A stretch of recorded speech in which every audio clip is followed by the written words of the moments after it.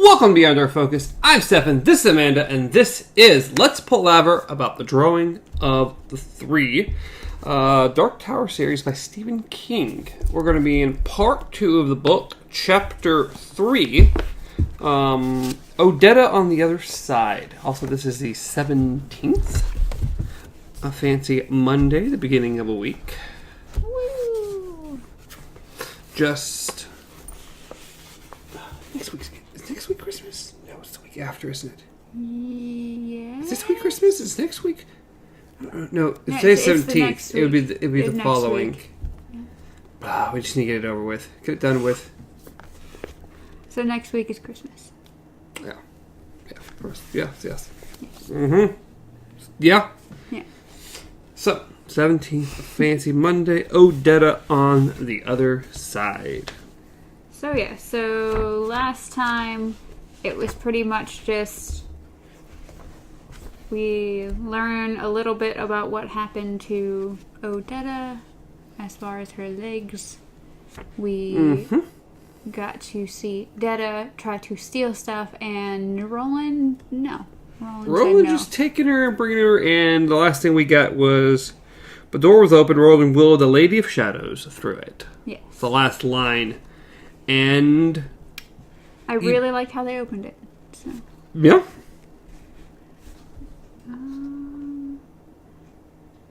But yeah, so pretty much they wheeled her through, and it just opens up with Roland thinking about the situation. Like how, most people would react a certain way when something like this happens to them. Maybe freak out or, be like, where am I? Who are you? What are you doing? Like, what's going on? And instead, she just kind of is like, what exactly are you planning on doing with that knife, young man? But instead of being Detta, we are immediately switched right back to Odetta. Yes. So Detta decided to just, I'm going back in hiding. I'm done with this for now. Odetta wakes up in a strange place. And her first response, because two chapters ago ended with Eddie with a knife at Roland's throat. Yes, because Eddie threatened that if he were to go through the door, that he would kill him. And so he literally stood over him with a knife. Very little has happened in 2 chapters, even though we've read about a whole lot of things. Yeah. We went from Roland going in there to immediately, we got like 5 backstories of what happened and one thing about the ambulance and stuff. And yeah. To finally going from Eddie going down to Roland. All that took, 30, 45 seconds? Yeah, but it's a book. It's a book. We've gone through like 3 chapters. Descriptions, and of course Stephen King is very good at wanting to describe everything. We're getting a lot of backstory. And we're going to get even more here about good old Odetta. Yes, so literally she asks that, and Roland, who is now in his own body, so he is officially underneath Eddie's knife, just looking up at him, and it's just like, yeah, what are you planning on doing with that, pretty much? His little response is, cut bait, I guess. So it looks like I came here to fish, does it? No. So he just throws the knife. He throws it kind of towards the chair, but farther off, and it just sticks into the ground. Well, he wasn't ever going to do anything. Yeah. No, it's... All his threats, he wasn't going to do anything. Eddie said, sounding completely disgusted with himself. So, he knows that he went into a rage and did something just childish at this point. So, the lady was like, It was interesting because she's in a wheelchair. So, the first reaction is, if I am in a wheelchair, someone had to have pushed me. Mm-hmm. So, she was going to turn to ask, I wonder if you could please explain something. And she's still talking even though she's turning and there's no one behind her. So how is she getting pushed anywhere if no one is behind her? So that is the first real moment of confusion that she has. Followed by so many more. And then that's when all the questions start. Where am I? Who pushed me? How can I be here? How can I be dressed, for that matter, when I was home watching the 12 o'clock news in my robe? Who am I? Where is this? And who are you? Who am I? She asked. The gunslinger thought. Yes. Who am I? How... I like that it was like... Even now, I don't think she knows she asked it. Or when, because she had asked it before. Even before she had asked who they were, she asked who she was. She is utterly and totally confused about everything. Yes. So it's pretty much just... the weird description that Eddie has of her is... he says a lovely young/old face. Like,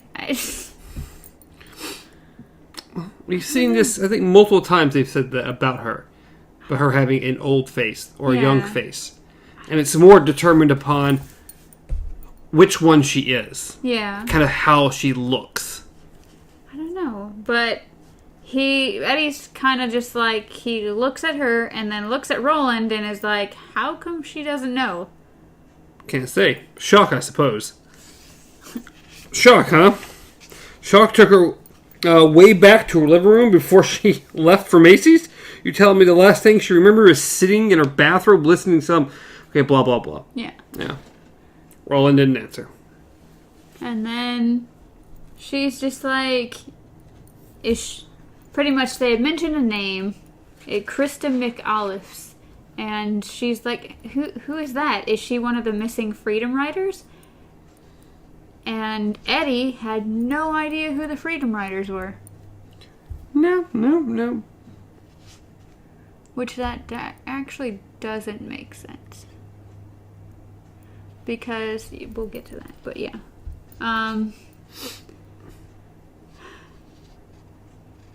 You're trying to say he had to have been paying attention to school? He should have known who they were? Yeah, because if he was born then, he would have, the Freedom Riders...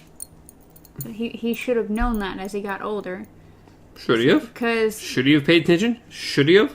Well, I guess it depends when he got into drugs, but... Saying, is it something he necessarily had to know? Or remember for that fact? Just saying. We all had to learn it. I'm just saying. How good was Eddie in school? The next part I mentioned was The Shining, because Eddie is still really confused, because he, of course, was kneeling over Roland, and he's watching the door. Mm-hmm. So he's seeing the same view that they were at the beginning, so through the eyes of Odetta. And seeing her, and then when it turns, he sees himself, and that just kind of shakes him up, because he sees himself just hunkering over Roland with a knife, and that freaks him out. But he said that it reminded him of The Shining, when the kid's sitting at the hall, or sitting on the tricycle in the hall, and he sees the two girls at the very end of it. And I was like, King, you just like to reference your books and everything, don't you? Why not? Reference your own stuff. It's one way not to get, copyright. Very much so. My next note was about the door. The door? The door does something very different this time than it did the first time. I think my note was right before that. Because that was 262. Well, that was like a page and a half from here. But it was the fact that it drove him crazy because, as I said, he saw himself being rushed towards himself because that was the view of Odetta. Mm-hmm. And then when she got pushed through the door, there was this ripping sound. Because what he noticed was this crazy mad lady. Like, just, he got a glimpse of her in a mirror, and it was this crazy, psychotic, just mad lady. She was pissed off. And then as soon as she came through the door, there was this ripping sound, And it was like that lady just disappeared. And he notices all this, and it just freaks him out really badly. But at the same time, he kind of forgets about this. Yeah, he kind of just lets it go, because they just kind of wheel. Right as she hits the door, of course, Roland goes back into his own body, so the wheelchair just kind of scoots itself until it hits sand. Mm-hmm. And then the door. Fancy door. It doesn't just close and fall over this time. No. It's actually some freaky interdimensional bull crap this time. Yes. Behind her, the doorway had already disappeared. Disappeared? That wasn't quite right. It seemed to fold in on itself, like a piece of film run backwards. It began to happen just as the... the mundane door, the door between the store and the dressing, blah, blah, blah. Maybe I don't know. And he was never going to see it. It happened, or not happen, before the shrinking space where the door between that world and had disappeared entirely. Whatever. So it just kind of folded in on itself into just... Interesting door. So instead of just leaving any remnants whatsoever that it ever existed, just gone. Yeah. It was just weird. And then the entire part, like, the cool thing is that right before that happened, the vision stopped. Like, it froze. So instead of because he was freaking out, because as I said, he felt like he was going to, pretty much, first off, he saw the clerk looked like he was about to just fall in. But then, as I said, the movie had become a still photograph. And then it, like you said, it folded in on itself. So then the woman starts talking again. She's like, "Won't somebody please explain where I am and how I got there?" To which Eddie, of course, in his wise-ass remarks, because he wouldn't be Eddie if he didn't do that. "Well, I'll tell you one thing, Dorothy," Eddie said. "You ain't in Kansas anymore." And this will not be the first or the last time The Wizard of Oz. The Wizard of Oz tends to play a lot of roles in these here books. And for some reason, him saying that just broke her. She just starts crying. And just... Eddie was like, oh, geez. So he looks at Roland. Roland doesn't do anything. And he's like, "Tell her. You brought her, so go on and tell her. And then tell me how come she doesn't remember herself." And Roland didn't say anything. He moved. Yeah, he kind of goes into an inner dialogue. All he did was go and pick up his knife. Yeah, he moved. And when let me get my knife. Yeah. And then that's when Eddie was like, because literally, if you see a woman in a wheelchair bawling her eyes out, and Roland, if someone's standing next to you, and the woman asks a question, and the guy literally goes pretty much right next to her, except just to pick up his knife and not say a damn thing. That's Roland. Yeah. So Eddie freaks out. Interesting dialogue with him in a moment that I liked quite a bit. Yeah. So pretty much, Roland describes what it was like to be inside her mind. And he talks about how when he entered her mind, she freaked out. Like, she was fighting him the entire time. It was instant rage, terror, and just trying to shake him off. And it was just insanity and fear. And it says he had only sensed darkness in her. This was a mind entombed in a cave-in. And then, except when they came through the door. It's just like everything...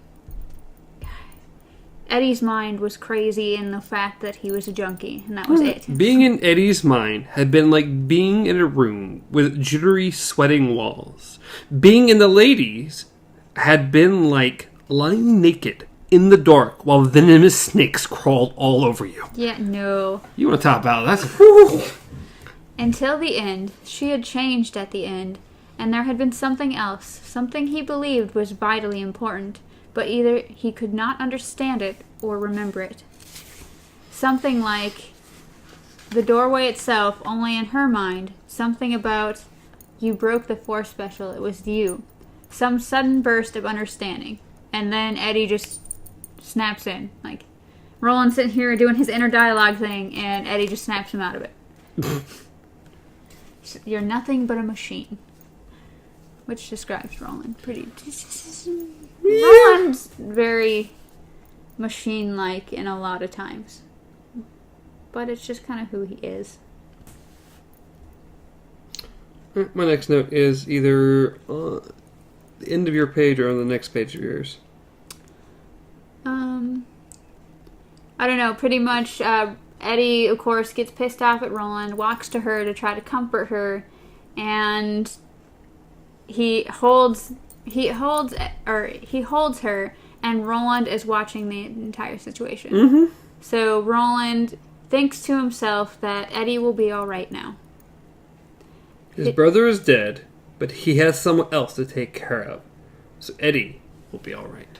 Yeah, my note was literally 264 to 265, because a lot happens once again in Roland's mind, his inner dialogue. Oh yeah, there's some heck of some inner dialogue going on here. Yes, because when he thought that, it just immediately hurt him. Because he's gone through so much for this damn tower. Mm-hmm. And he protected Jake. He loved Jake. He saved him so many times, and then in the end he had let him die. And it hadn't been an accident. Yep, there's like a paragraph here. That's pretty awesome. Yep, that's right there. So you go right ahead.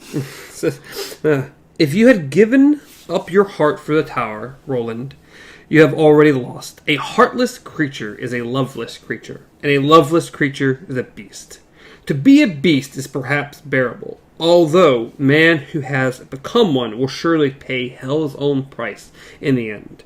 But what if you should gain your object? What if you should, heartless, actually storm the Dark Tower and win it? If there is not but darkness in your heart, what could you do except degenerate from beast to monster? To gain one's object as a beast would only be bitterly comic, like giving a magnifying glass to an elephant. But to gain one's object as a monster, to pay hell is one thing, but do you want to own it? Yes, and I, of course, continued with that, with he's thinking about Allie, he's thinking about the girl at the window, he's thinking about Cuthbert. And he said, oh, then he had loved. Yes, then. I do want to love, he cried. But although Eddie was also crying a little now with the woman in the wheelchair, the gunslinger's eyes remained as dry as the desert he had crossed to reach the sunless sea. Yes, like, whoo! Roland. Roland is a machine.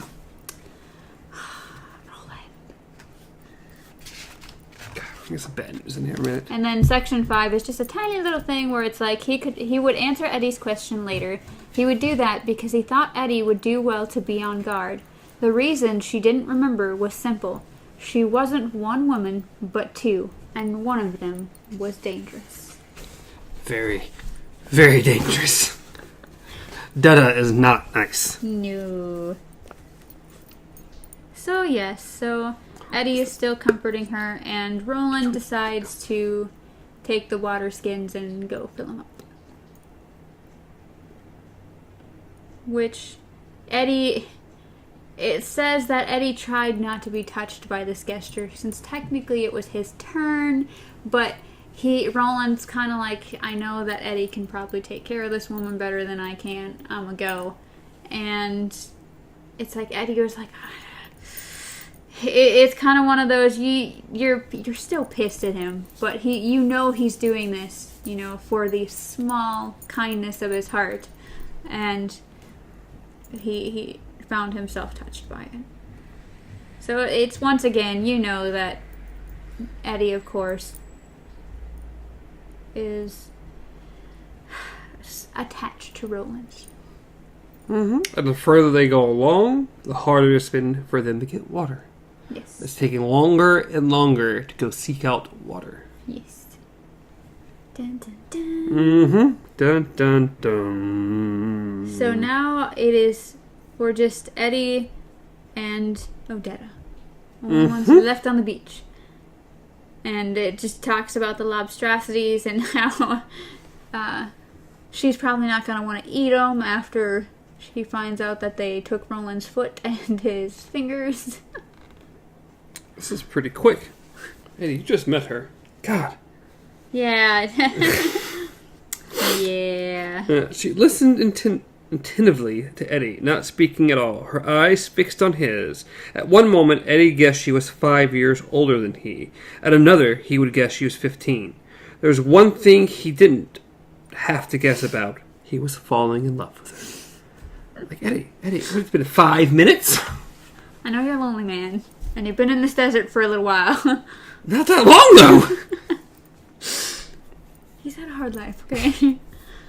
So yes, he is falling in love with her, and I just find that funny. But, oh yes, and he found out her name, and he says he thought it was a gorgeous name. Even he's Roland thinks it's a pretty name. Yeah, but Eddie's falling fast. No, he is. He's falling real fast. So, Eddie's trying to explain to her, like, before Roland left, Eddie explained how he got there. And that's why she was just listening attentively. And now he's trying to get her opinion on the whole thing. So, it just says, she smiled a little and said one word. No. No. You're in denial. I don't understand, he said finally. What are you knowing? All of this. So, yeah, once again, noticing her strong arms. But, I understand how you feel. I had a pretty good case of the unrealities myself at first. And says, you get over it. No, she said again. I believe one of two things has happened, and no matter which one it is, I am still in Oxford, Mississippi. None of this is real. And this is what the next couple pages is all about. Yeah, it becomes a debate. She does not want to accept that she is here. No. Of course, even her own logic tends to break here. Yeah. And at the same time, Eddie's starting to think things like... Because it says, I may have sustained a head injury, she said. They are notorious swingers of axe handles and billy clubs in Oxford Town. And for some reason, Oxford Town just strikes a chord with Eddie. He's like, I think I should know that. And it's for some reason he associates it with Henry. Good old Henry. So, she thinks she is in a coma. That would be a strange coma dream. Yeah, she thinks she's in a coma. To which, the reason why she believes she's in a coma is she shows Eddie that this has happened before. And she shows him that she has this giant scar on her head. Mm-hmm. And she's like, I was in a coma for 3 weeks when I was 5 years old. And had dreams, and they were really, really vivid. Yeah. Says, of course it says, as vivid as this place seems to be, and you, Eddie. When she said his name, his arms prickled. Oh, he had it all right. Had it bad. Eddie, you're just... He's done for. And him, she shivered. He seems the most vivid of all. Are we real? No matter what you think, you keep a smile, blah, blah, blah. So pretty much he asks, how'd you get that thing on your head? And she doesn't answer. It doesn't matter. He's like, no, but I'm curious. I was struck by a brick. It was our first trip north. We came to the town of Elizabeth, New Jersey. We came in the Jim Crow car. What's that? She looked at him unbelievingly, almost scornfully. Where have you been living, Eddie? In a bomb shelter? I'm from a different time, he said. Could I ask you how old you are? Old enough to vote, but not old enough for Social Security. Well, I guess that puts me in my place. And that's when he pretty much lays it out flat. I'm 23, he said. But I was born in 1964, the year you were living in when Roland took you. That's rubbish. No, I was living in 1987 when he took me. Yeah, I wrote this. She dates down. They're quite interesting. Yes. That's what I was talking about earlier, because it's like, if he was taken in 1987, he should have known about the Freedom Riders. Just saying, maybe he didn't pay attention to school. We don't know he was a Class A student. So the next thing I wrote down was Aunt Blue. Aunt Blue. Blue. Good old Aunt Blue. And the China set. About the brick. Yep. Her sisters were getting married. That's why they went up there. Good old Aunt Blue. So it's pretty much just... Yeah, my next one was Aunt Blue and 4 Special. Yeah, mine was So they were able to give Aunt Blue a lovely china set, and I remember her voice faltered. One hand rose to her temple and rubbed absently, as if a headache were beginning there. I'm like, oh shit. Mm-hmm. Remember what, Odetta? I remember my mother gave her a 4 Special. What? What? I'm sorry. I've gotten a headache. It's got my tongue tangled. I don't know what I'm bothering to tell you this anyway. I mean, if he's not real, why are we telling him this? Well, if you're going to dream, you might as well talk to your dreams. You might as well. Have a good conversation. But it says, no, I don't mind. I meant to say Mother gave her a special plate. It was white, with delicate blue tracework woven all around the rim. Odetta smiled a little. Eddie didn't think it was an entirely comfortable smile. Something about this memory disturbed her, and the way its immediacy seemed to have taken precedence over the extremely strange situation she had found herself in, a situation which should be claiming all or most of her attention, disturbed him. So it's like, something in your head is worrying you more than the fact that you're on a sandy beach when you were just in a Macy's store, but you don't even remember being in the Macy's store. Nope, don't remember the Macy's store. So yes. Smokies. After the reception, the aunt left for the Great Smokies, and then they called a taxi, which was not very nice. No. As soon as they saw who they were, what skin color they had, he's like, nope. And bounced. Yep.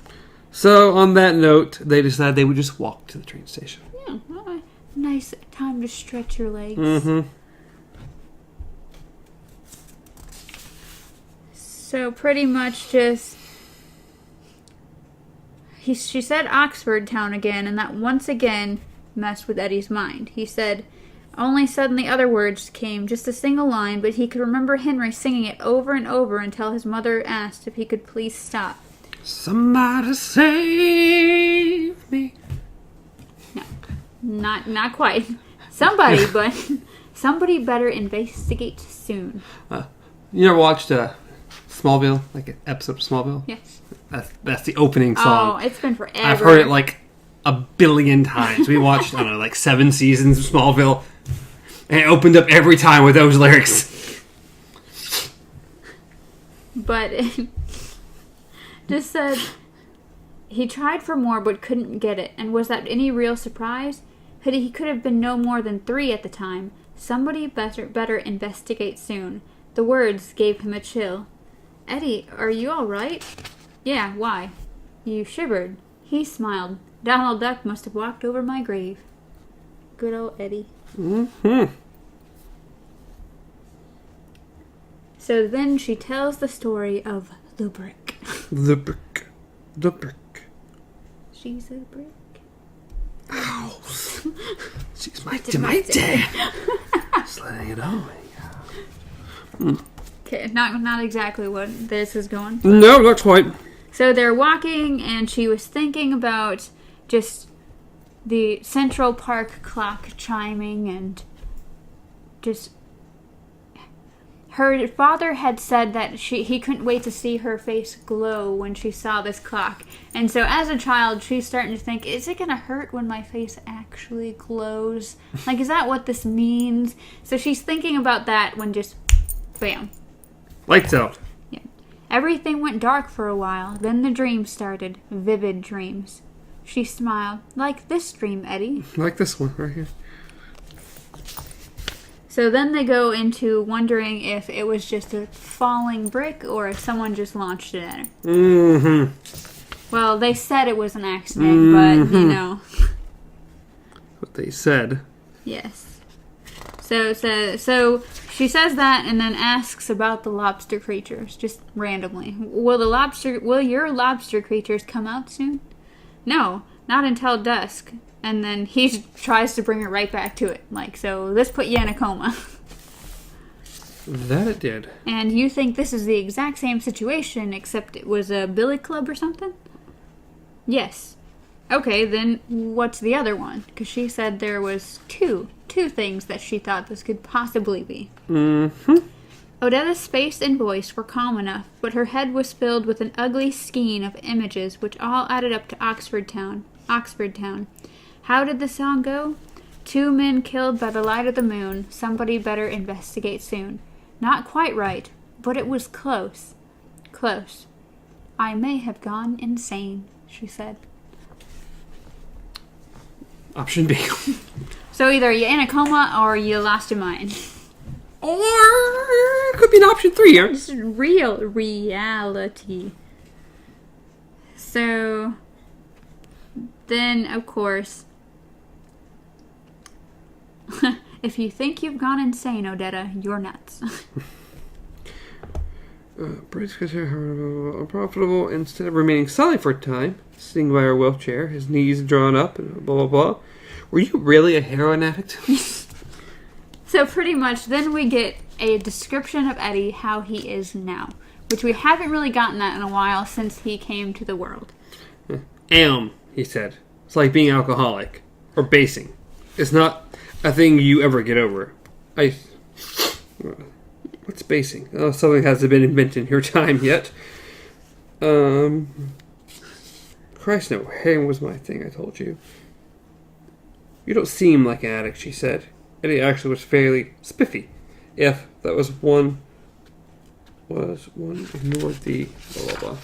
Next page. Pretty much, we find out that his hair had been short when Roland stepped into his life. And, good for passing customs. Yeah. And was still a respectable length. He shaved every morning using the keen edge of Roland's knife. Gingerly at first, but with an increasing confidence. A nice habit he got into after Henry got back from the army and was super diligent about all this stuff. Mowing the stubble, as he was on few others, foot powder after showering, teeth to be brushed 3 or 4 times a day, and followed by a chaser of mouthwash, clothes always hung up, and he turned Eddie into a fanatic as well. The stubble was mowed every morning and every evening. Now this habit was deep in his grain, like the others Henry had taught him, including, of course, the one you took care of with a needle.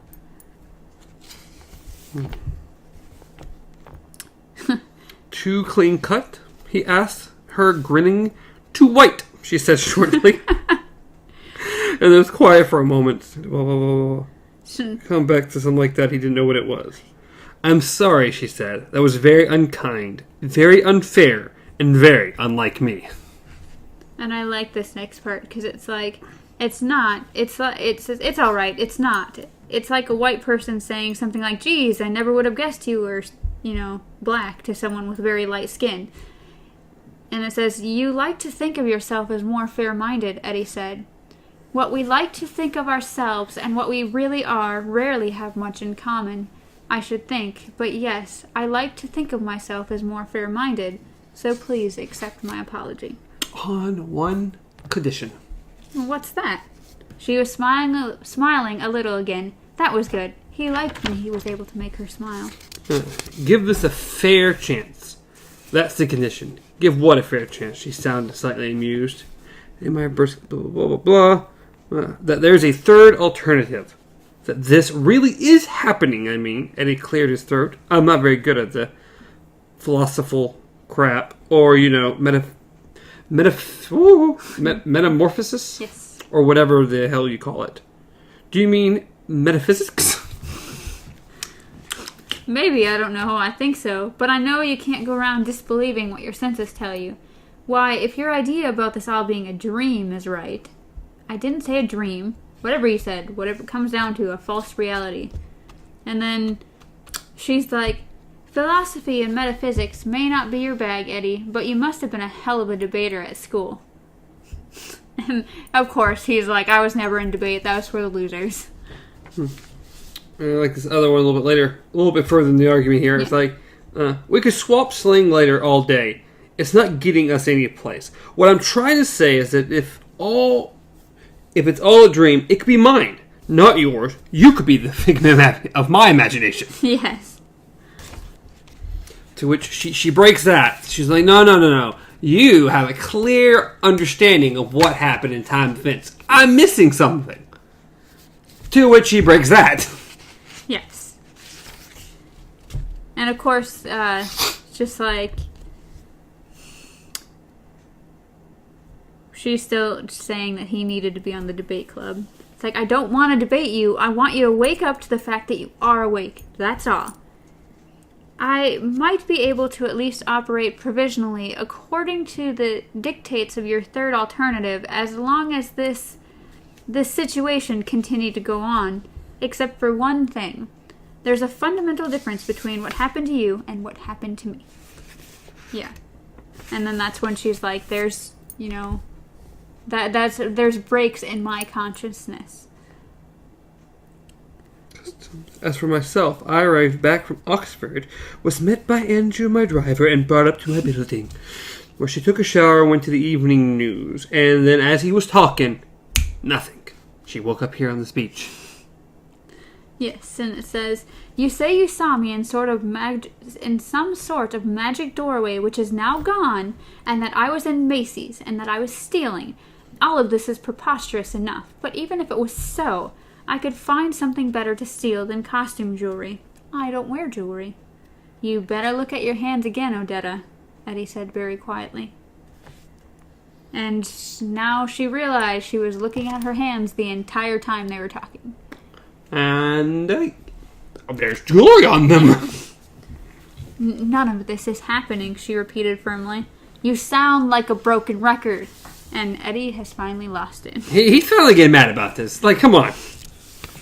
Every time someone pokes a hole in your neat little story, you just retreat to that, none of this is happening. You have to wise up, Detta.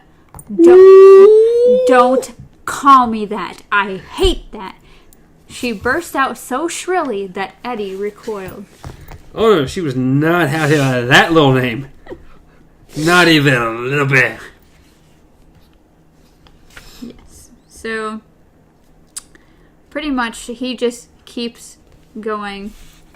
He keeps trying to break her out of it, pretty much. And he's like, but your memory didn't stop in Oxford, he said softly. What? I'm searching again, or maybe seeing rings. If you got whacked in Oxford, how come your memories don't stop there? Which is very true. There isn't always a lot of logic to these things. Mm-hmm. And now, if it's all the same to you, Eddie, I just soon enough end the conversation. My headache is back, quite bad. Mm-hmm. That headache. That terrible headache. I guess whether or not logic figures in all depends on what you want to believe. I saw you in Macy's, Odetta. I saw you stealing. You say you don't do things like that, but you also told me you don't wear jewelry. You told me that even though you'd looked down at your hands several times while we were talking, those rings were there then. But it was as if you couldn't see them until I called your attention to them, and that made you see them. And she just starts shouting at him. So pretty much, that's the end of it. Eddie sees Roland, and Roland's looking pretty rough. Yeah, sit down, Eddie took the bags. You look all in. I am. I'm getting sick again. No! Roland!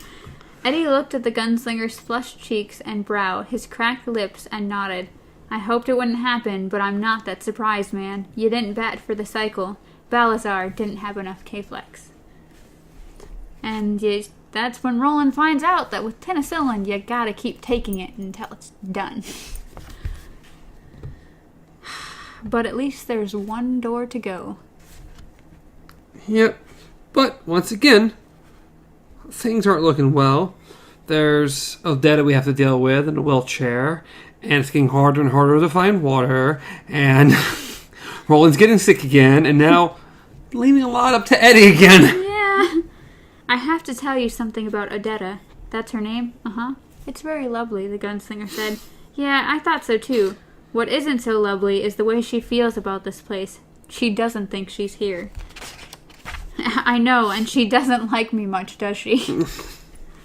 Roland, how often does any of them really like you when they show up? The reasons are almost the same, the gunslinger said. She's not the woman I brought through, you see. Not at all. And then that's when it clicks in Eddie's head. Finally.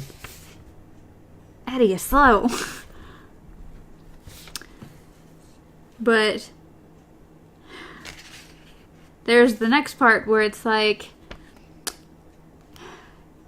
no, she is not. His blue eyes studied Eddie carefully. Her hands. Listen, the gunslinger said, and listen carefully.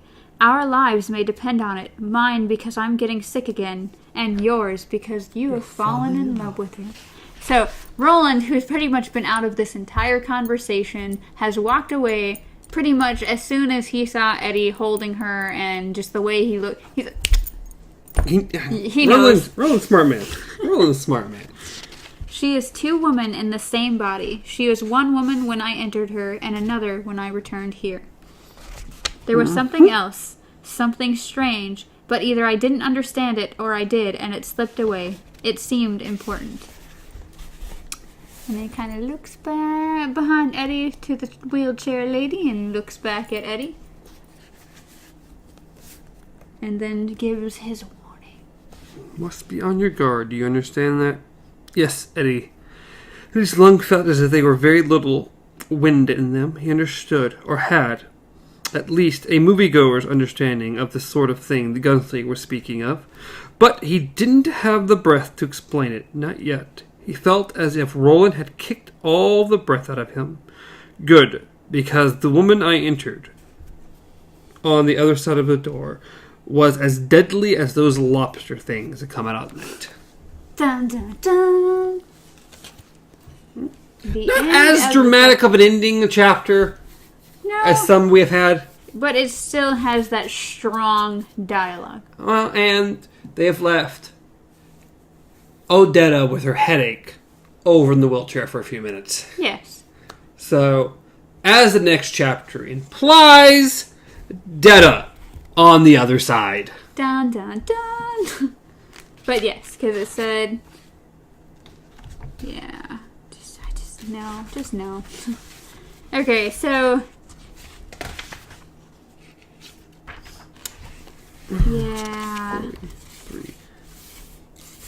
So for those of well, the next chapter is even longer. It's going to be 31 pages for the next chapter. Woo! We'll have before we get about then. Back into reshuffle. Oh, jeez. So, what we can guarantee, at least tell you without spoiling anything for you, for next week, is that there's going to be a lot of language changes. So if you guys are reading it with us, we won't be saying the exact things that are actually written in the book for... Not even a little bit. For a good reason. And if you ever actually pick up the book, you'll understand why. Detta has a very unique language of her own. Well, if you've read this even up to this point at all, you already know that. Yes, she's very vulgar. The way she acts, the way she thinks, the way she talks, everything is the lobstrosities in person. She's very anti-Eddie and Roland. Yes. Yeah, just yes, we'll go with that. Very. Two white men have suddenly kidnapped her. She is not happy. Yeah. Very, very angry. But it'll be interesting. And that'll be the Christmas episode. Yes. Oh my goodness. Merry Christmas, guys. Here's the crazy lady. Real reshuffle will be the New Year's. Dun. So. We'll be shuffling the New Year. Both will get filmed next week. This Do I need to be worried? And you were just like... temples. Get out. Crazy person. So yes, that... Good chapter. Odetta. Uber pleasant. Detta. Uber unpleasant. Roland knows this. Roland... Eddie will soon know this. Eddie is going to have a hard time with this. Because in the very short minutes that he has seen Odetta, he has fallen in love with her. He can make himself some Odetta. So the stark contrast between the two women is going to be a bit rough on him. Oh yeah. Rude awakening. Not going to love Odetta very much. No. But that is the end of that chapter. Wow, I can't believe it's Christmas next week. Yeah. Christmas is popping up here before we know it. The best we have at the moment is the snowman. Yes. Card. That just came in today for chat, so. I'll have things decorated. You're right.